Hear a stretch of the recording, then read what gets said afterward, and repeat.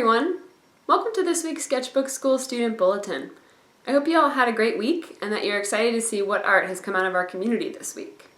I'll show you what students have been drawing in our close Facebook groups and our new Student Union courses, and also what they've been drawing in the classroom as part of our current community course, Seeing. In the Sketchbook Skool General closed Facebook group, our students have been showing us little snippets of ways that art makes its way into their daily lives, whether it's in their sketchbooks or something they're working on, or a personal challenge, or else with their friends and family members. One student, Karina, actually shared some exciting news this week as she's been attempting another Sketchy challenge by drawing portraits. Sketchy is this application that gives you a chance to draw portraits of people from all over the world and also share your drawings that you do. Karina shared a story with us from this week when she got home from work after a really long day and didn't feel like drawing. The monkey was barking, telling her that she was too tired and didn't have time to make anything good. Well, she heard the voices of Danny and Kosha and other faculty here at Sketchbook Skool echoing in her head, and she decided to sit down and just bust out a portrait, even if she wasn't particularly feeling it. Well, that portrait that she drew ended up being selected by Sketchy as one of their featured portraits for the week, which means lots of people got to see it in the Sketchy app, which is really exciting. From this experience, Karina learned the importance of sitting down and putting time into your creative habit and staying committed, even on the days when you really don't feel like it.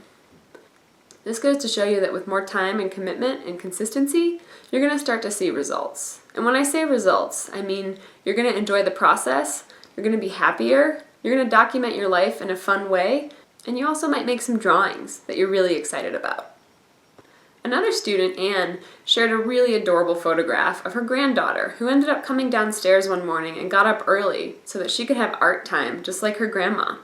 So while Anne was busy drawing her laundry room for her morning art session, her granddaughter decided to draw some kitchen shelves. At Sketchbook Skool, we love seeing the influence that Sketchbook Skool can have on your friends and family members. So not only is a creative lifestyle affecting you, but it's also rubbing off on those around you. A discussion that got started in the Facebook group that really stood out to me this week was started by a student named Elizabeth. Elizabeth told a story about a drawing she was working on, and she shared one of her sketches, that was going to be a gift for a friend. And she shared this anxiety that she felt starting this project.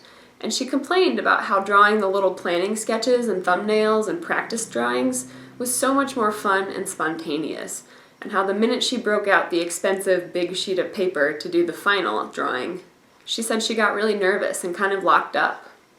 A lot of students were quick to point out that they experienced the same thing when moving from the pages of their sketchbook to something more serious or polished, or something that they expect to look a certain way.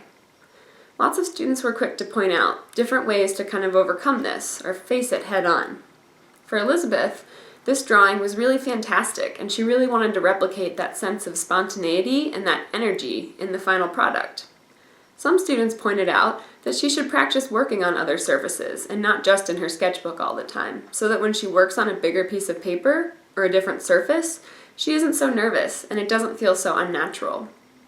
Other students pointed out that this was mainly a psychological barrier and that there really wasn't anything wrong with her drawing skills when moving from her sketchbook to a final piece of paper.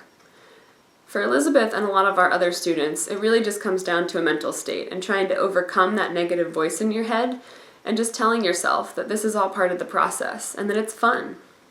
In the Student Union, we're going to be rolling out a couple new courses for the Student Union this week, including faculty chats and behind-the-scenes videos. So if you're interested in getting to know our faculty a little more, or perhaps seeing some outtakes, or taking a peek inside the process of making a film that we use for Sketchbook Skool, check out the free courses for the Student Union that are called Behind the Scenes and Faculty Chats. One of the Student Union courses that saw a lot of activity this week was the playground. At the playground, students can gather in different sections based on where they live and what they're interested in. The travel journal group had a lot of action this week, as students were posting lots of great drawings they did while traveling. For me, it was amazing to get a nice little change of scenery and see all sorts of beautiful places that students are drawing and capturing in their sketchbooks. If you want to change of scenery, or you want to see some of the exotic places that our students have been traveling, or even share some of your own travels, check out the All Courses tab when you're signed in at class.sketchbookskool.com and search for the Playground Free Student Union course. In the classroom, Students are working in our community course, Seeing, and this week they worked with Andrea Joseph. Andrea is an artist from the UK, and she's a favorite here at Sketchbook Skool, and has taught multiple courses for us. Andrea taught students about how to embrace really simple materials, like ballpoint pens, and really have a meditative experience while drawing.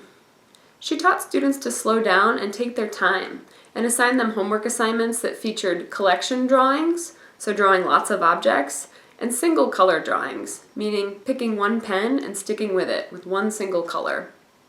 These exercises showed students how to kind of zen out in their drawings and really meditate while they captured what's in front of them.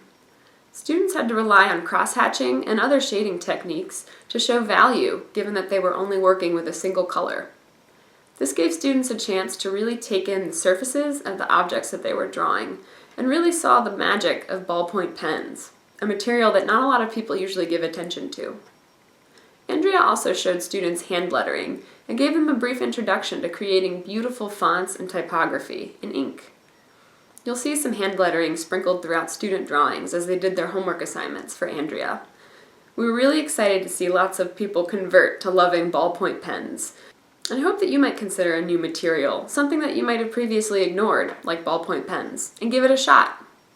That's all for this week's Sketchbook Skool Student Bulletin, but one more note about a new course that we're going to be launching on April 17th, because we hope to see you all there. Join us for Exploring, a brand new course that we're only going to offer once that features a rock star lineup of 5 exciting faculty members. It's a 5-week course, and it starts on April 17th, and we hope you'll join us. Thanks for tuning in, and I hope to see you right back here next week.